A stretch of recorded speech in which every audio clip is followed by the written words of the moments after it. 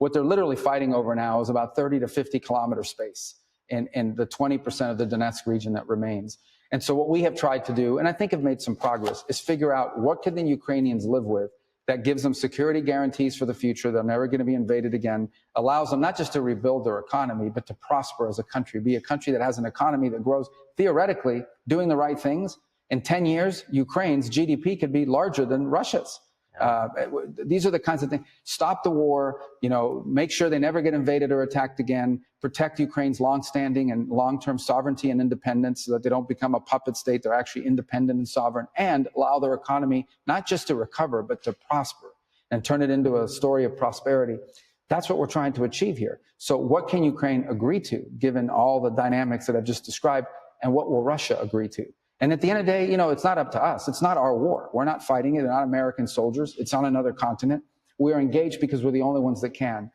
European countries, there's no one else in the world that can do this. The Chinese can't do it. The only leader in the world that can talk to both sides and make a deal of a deal as possible is President Trump.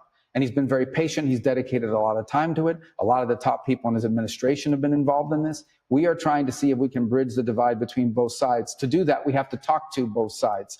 We have some irrational people involved in this issue. Okay, people who believe that we should only talk to the Ukrainian side and not talk to the Russians at all. You can't end a war between Russia and Ukraine without talking to Russia. Right. But you also have to take into account the Ukrainian position. They've been very brave in how they fought.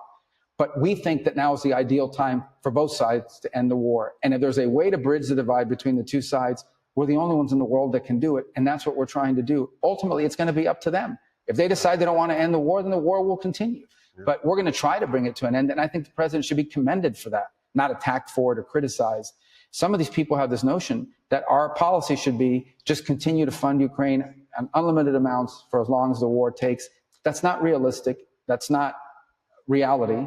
And that's not going to happen. And we've been saying that for a long time. Well, you can't sustain the scale and scope of it. And I also think it's realistic for Russia to continue this war for 4 or 5 years. I would have thought on paper that Russia would have rolled over them in 3 weeks. And wow, the president at one point said... What people forget, Sean, is that at some point in this war, Russia controlled substantially more territory in Ukraine than they do now.